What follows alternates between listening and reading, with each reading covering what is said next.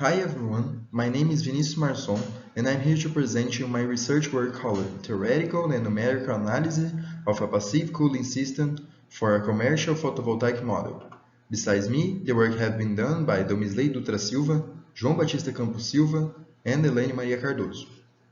In this presentation, we will talk about the following topics: Introduction and Motivation, Energy Efficiency, Objectives, Materials and Methods, Experimental Apparatus, Thermal Analysis without the passive cooling system and with the passive cooling system, the Numerical Procedure, Results, Conclusions, and Acknowledgements. Here we have some facts about the solar PV energy production, which is free of pollutant emissions, has low operation and maintenance costs, positive social and economic impacts, and generates about 90% of mini and micro energy generation.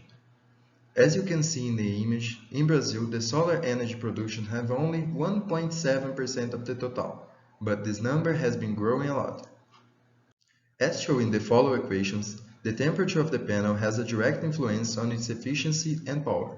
The higher the temperature, the lower its efficiency, so we have an inversely proportional relationship. For the panel that we have, these are the constants. Tref is equal to 25 degrees Celsius, beta is equal to 0.44% per degree Celsius, and the maximum efficiency is 16.5%.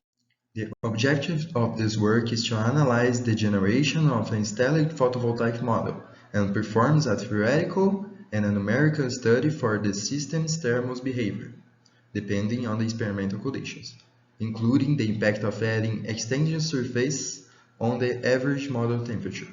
For experimental apparatus, we have one polycrystalline silicon model with 60 polycrystalline high-efficient cells.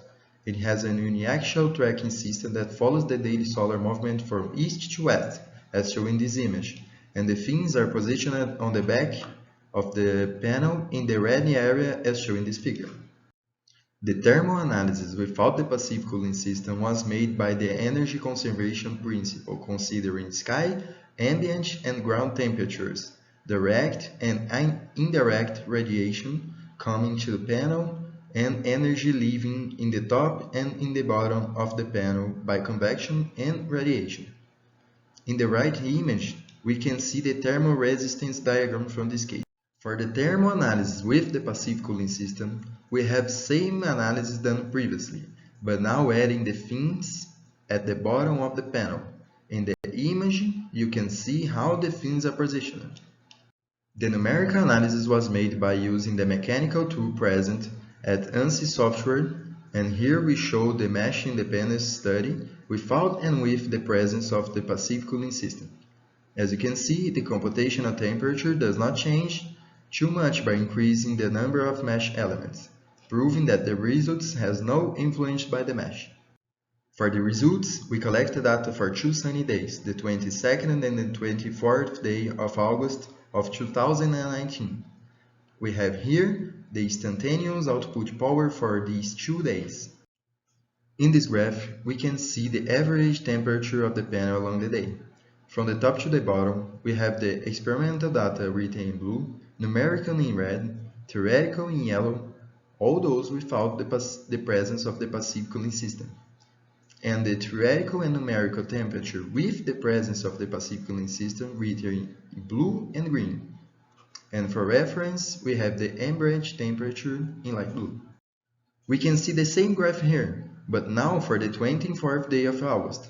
It's important to note the small difference between the 3 curves without the presence of the passive cooling system.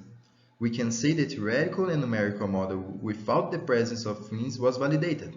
Therefore, we have reasons to believe that the model with the passive cooling system will predict the temperature successfully too, reaching our goal, since the temperature decreases about 7.2 and 6.5 degrees Celsius by adding the cooling system for the first and second analyzed days.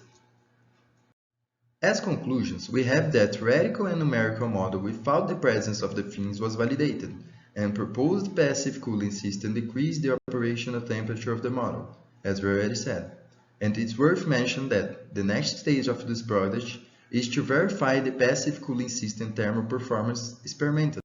We'd like to thank for the opportunity and your attention. Our emails for contact is here. Thank you all.